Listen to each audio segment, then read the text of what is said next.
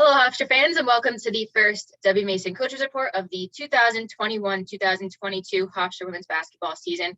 My name is Rachel Vogel, and I am joined today by the head coach of the Hofstra Pride, now in her third season, Danielle Santos Atkinson. Coach, how are you doing today? I am doing well, thank you. How are you? I'm doing well. First, Coach, on behalf of the Hofstra family, congratulations on the birth of your son, Cleveland. Unbelievable, less than 3 weeks ago at this point. But before we get this started, just how have things been going for you and your family during this crazy time? Things have been going really well. I'm very excited to welcome our first baby boy home. You have to get back, obviously, into those baby stages and that again, but the family's doing great. His older sisters cannot get enough of him. And we are just enjoying this time with our family, obviously, as the season kicks off. That's incredible to hear. So glad to hear that everyone is doing well. Let's get into it. Start talking about your season. So the Pride is off to a 2-1 start. Started off to a little bit of a slow start with the season opener on the road to Albany, but you came back home and grabbed 2 straight victories. The first over Malloy, and then the next a thriller against Loyola Maryland. But now that you've had the chance to see your team in action, obviously we know they're a veteran team who's very seasoned at this point, but what are some things that you've seen from your team that have helped grab those 2 victories? Yeah, I think our team in those 2 victories did a good job of really working together and playing together. In that third game, our second victory, they played extremely hard and really got back to the fundamentals and to the basics of what this team is all about. We're a very blue collar, hardworking team, and we want to get after it. We're going to play hard every single possession. We want to make sure that every time we step on the floor, it's our best effort, that we're playing together, that we're playing as fundamentally sound as we can on both ends of the floor. And I think in our second victory, we were able to see that and get back to that. A lot of the things that we've worked on offensively and defensively, they're starting to come together. We are a veteran team, but we also have implemented a good bit of new things offensively and defensive philosophically this year. And so that team is catching on quickly. But again, still continuing to work at really gelling and meshing to be our best team. And your CAA second team honoree from last season, Jakayla Brown, she's back, excuse me, picking up really right where she left off. She's already off to an incredible start, leading the team in scoring all 3 games, averaging 15.7 points. And she's really dishing out some assists this year, now with 4.5 per game. Jakayla, an unbelievable player, a leader on the court. But just talk about how she's now if she wasn't a leader last season, she really is a leader this season. So just talk about Jakayla and what her success has been as of late. Yeah, absolutely. One of the things that is a testament to Jakayla's the success that she's seeing is how hard she's worked, and she's put in so much work in the off season. And I continue to talk about that because I really think it's what's changed her game. She's really working not just on the court, but to be an all around player. She works very hard in the weight room. She works hard nutritionally so that she can be in her best physical performance shape.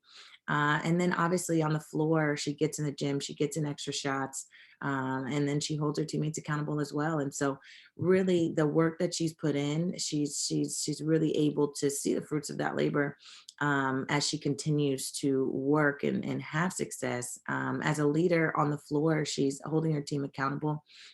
She's pushing everyone to be their best and leading by example and working hard daily in practice. And speaking of players who have put in the work, Sorel is back this season after suffering an injury last year that kept her out, but she really, really worked hard this past year to make sure she's come back stronger. And I think it's very safe to say that she has come back and amazed a lot of us with her performances. She was very clutch in both of those games. She had the steal and layup to tie the game against Malloy at 47. And allowed her team to hit those free throws down the stretch. She set them up in that position. And then, of course, the buzzer beater win against Loyola Maryland, which was incredible to see that joy on her face. And I'm sure that felt unbelievable for her and the team. But Sorel is back. She's done very well, averaging 7.3 points per game. See her a little bit on the boards as well, working on getting those looks to other players and set them up for scoring. So just talk about Sorel and her comeback season and how her recovery went to lead her to this position. Yeah, one of the things with Sorel is she always stayed optimistic, and she's always a positive person in general. But throughout her recovery, as she was working to get back, she just always stayed positive, and she always knew that it was a process, and that she had to continue to work hard to get back to where she was, and even better. So it was great to see that she put in a lot of work. She stayed patient.